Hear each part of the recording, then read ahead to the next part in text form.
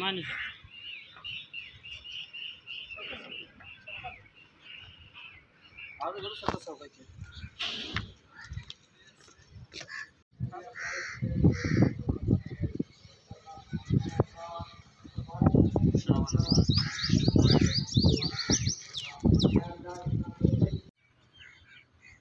जा हो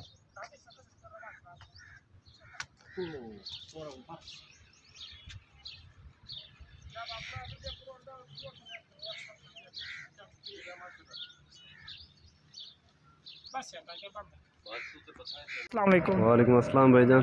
क्या हाल है भाई? अल्हम्दुलिल्लाह, आप ठीक हो? अल्लाह के करम है। क्या नाम है भाई का? ज़करिया तहीम।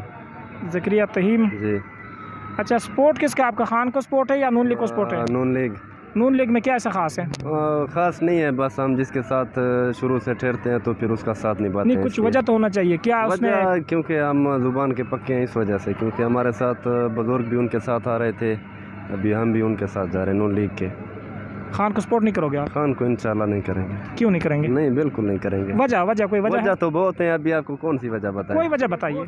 नहीं, अभी बहुत करप्ट है या कोई और मसला क्या है? करप्ट, लेकिन जो आंखों से देखा होता है वो होता है ना। हमने देखा तो नहीं है, लेकिन लोग बोलते हैं करप्ट है, ये वो है। एंड इलेक्शन में खान इलेक्शन लड़ेंगे या नहीं लड़ेंगे?